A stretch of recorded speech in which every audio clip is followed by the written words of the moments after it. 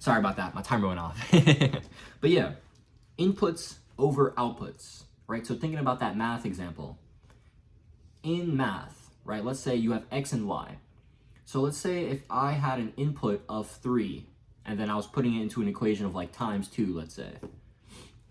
So basically, I have this input that I'm putting in, which I can physically control myself. And then I'm putting it into this system, let's say, that basically multiplies it by 2. And then the output I get is 6. Okay, awesome. So I just put in 3, that's my input. The system multiplies it by 2. And then the output gives me 6. Okay. And so I input 4. System multiplies it by 2. I get 8. Okay, let's input 5. System multiplies it by 2, and then 10. This makes sense, right? The more inputs you put in, the greater outputs you get. This is exactly how every single thing in life goes.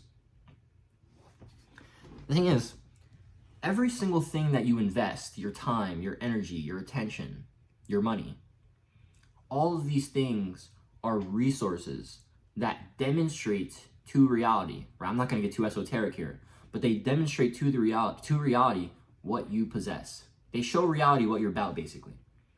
And so what reality does is it sees that and it just reflects that back to you. The mirror principle. And so it's like, if you work super, super, super hard, reality will compensate you. If you gave a lot, then reality will have to give you a lot back to compensate you. This is the law of karma, the law of giving and receiving. The 5th law of Hermeticism says this. I said I won't get too esoteric. I guess I lied. But, that's the law of rhythm that says that rhythm compensates. The pendulum swings left to right, and rhythm compensates. And so however far it swings left, let's say we started at a position of 0, and we swung left to 3, right? We swung left 3 units. That means the pendulum would have to swing back and be 3 units to the right as well. And then it swings again. Boom. And then it swings again. So maybe it was like 2 that time, and then 2 that time, and then 1, and then 1, and then whatever. Rhythm compensates. And so it's like, okay, if I want a greater output, I need to put in greater inputs. And so if I want a great output, the only way I can have that is by putting in great input that can get me to the great output. But the thing is, remember in our math example earlier, when I was talking about how we can control what we put into the system, but we can't control the system itself? We had nothing to do with the fact that the system multiplied our number by 2. That's what the system did. And so think about that, like that's what life does. Life will reflect, it will give you greater abundance. And so if we show life that we're willing to work hard, we're willing to go for something, right? We're willing to discipline ourselves, we're willing to bend our mind in order to have more for ourselves, then reality will be like, oh, okay, then I can bend so you can have more for yourself as well. You know what I mean? And it's like,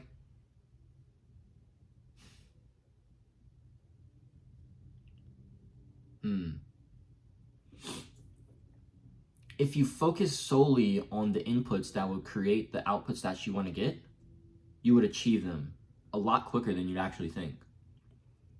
In my own personal journey, I think you know what it was. My first about 6 months in business, or trying to make money online, I'd had like a 2-month videography stunt that actually I made my first $300 in business. But in terms of online business, I started in YouTube and coaching in December of last year, so almost about a year ago. But from that time to May, I really just wasn't taking consistent action at all. I did 3 weeks of daily uploads from December 7th to January 2nd or 3rd. But after that, it was just a lot of inconsistently falling on my face. Sometimes I was there, most times I wasn't. I'm sure we all know how that goes. But eventually on May 15th, I started uploading every day. And I actually uploaded daily from May 15th to August 24th, 101 days. And during that time, I was just focused on, all right, I just want to show up every day, create every day because I love video, I love recording, I love creating. I want to show up and I want to serve my people. I want to give as much value as possible. I want to live as much as abundantly and as fulfilled and as grateful as possible. You know what I mean? I want to be in as high frequency state as possible. And by cultivating that high frequency state in myself, by focusing on input, by serving my people, I achieved the most material success I ever had. I grew from 69 subscribers on May 15th to I hit 1,000 subs by August 2nd or 3rd. And now I'm at 1,300 subs, November 29th. I made my first, from May 15th to August, I made my first about $1,600-ish online, 17. And now I've made my first 18. So I haven't, made much. After August, I really fell off. I gained all of my clients in the first, so my one-to-one clients, in terms of like one-to-one coaching, all of them were in June and July. And then I had August payments from like recurring payments from clients. September, no new clients. And I also didn't make any money because all my clients' time were up for me at that time. So I didn't make any money online in September. October, I kind of had this beta program that I launched for my course. And so I had enrolled a few students in that, and I made $100, $110. And I sold my first coaching call, actually, which was pretty cool. Sold my first 30-minute coaching call. So I had that plus some like beta program course sales. Those are at $20 a pop, the beta program course, and then the coaching calls for $33. And then that was the money I've made in October. So that's all the money I've made online. Haven't made anything in November, and it's looking like I'm not going to, but that's okay. You know what I mean?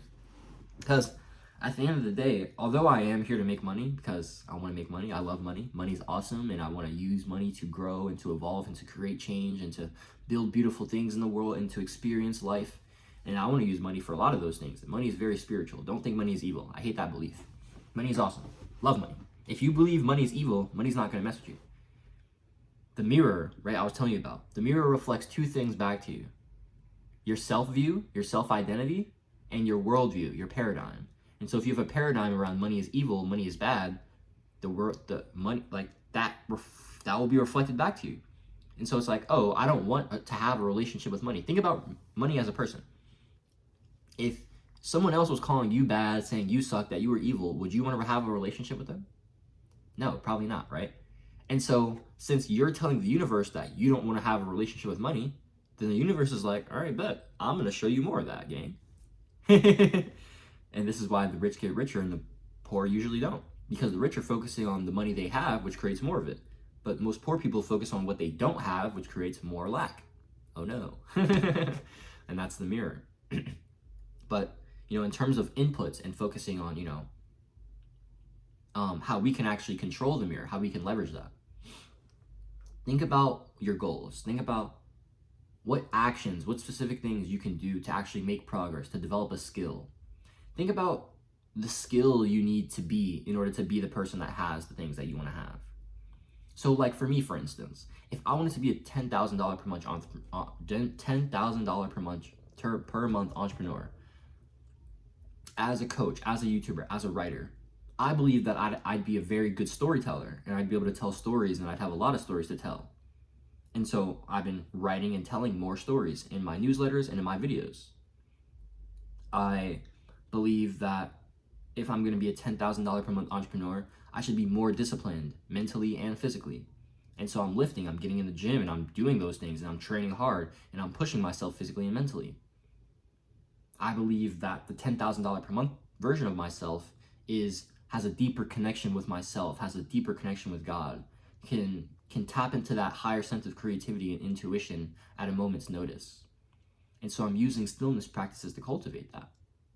I'm thinking about the skills, I'm thinking about the qualities of the version of myself I'm thinking about the skills and the qualities of the version of myself that I want to be, would have, and then I'm taking the inputs that would cultivate those skills, and I'm repeating them over and over and over and over again. Why? Boom, bada boom, baby. Can you see that? Volume negates luck. There you go. And when I live by that philosophy, uploading every single day, May 15th, August 24th, I grew the most, I made the most money, and I was super, super fulfilled. Granted, I've been the most fulfilled I've ever been for the past 3 weeks. And that's probably just because I've been creating and living the most I have ever been in terms of not just videos, but writing, video, newsletters, photo, art as well. And then also walking and God and connecting with stillness and learning more. And I'm also getting into lifting now and physical exercise, which is super awesome. And so it's really just been this cultivation of all these things, right? And so by focusing on these inputs, I've created this lifestyle for me that has led to the deepest fulfillment I've had after getting out of a dark period. When I was focused on output and on YouTube growth, when I didn't really get any of that, you know, from August to now to November, I've still been growing consistently, 3, 5, 10 subscribers every week. I've still been growing consistently, genuinely. I don't think there's been a week where I haven't grown at all. Like since May 15th, I don't think there's been a week that I've grown nada. I'm pretty sure. And which is pretty awesome because, I mean, it's a reflection of the consistency that I've put in there because I've shown up consistently for 6 months. I haven't missed more than 12 days. I haven't missed an upload for longer than 12 days in the past 6 months. And so, of course, I've grown consistently, even if it's a bit, just a small amount, a few subscribers every week. I've grown that consistently every single week for the past 6 months because I've put in that work. And so by putting in the inputs consistently over a long period of time, focusing on those all the time, constantly, have your input, have your goal, right? This is something that I just put in my video, Road to Renaissance, on my main channel, like an action step prompt. Identify your goal, identify the action step that you can take that's going to align you with that goal, right? And then just blast that action into the fucking ground. Actually, no, I said this in my newsletter, not the video. So, newsletter's in the description if you want to check it out. But yeah, guys, that's all I got for you. My video has literally been sitting here stuck at this screen of DaVinci, which is kind of cool because DaVinci's the GOAT. But it's kind of been frozen and not exporting, which is annoying because I need to get this up so I can, give my people their content. So I'm gonna figure this out. I'm gonna catch y'all later, gang, all right? Go put some work in, all right? Figure out your goals, figure out the inputs, and then blast those inputs into the ground, all right? Be consciously aware of your goals, consciously figure out the inputs, the actions for those goals, then put the goal to the back of your head, put the inputs all the way in the front, and blast the inputs into the ground.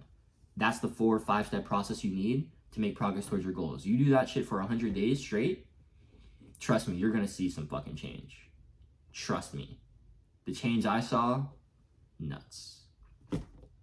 Do it today. Be better for it tomorrow. Stay blessed. Stay loving. Catch y'all.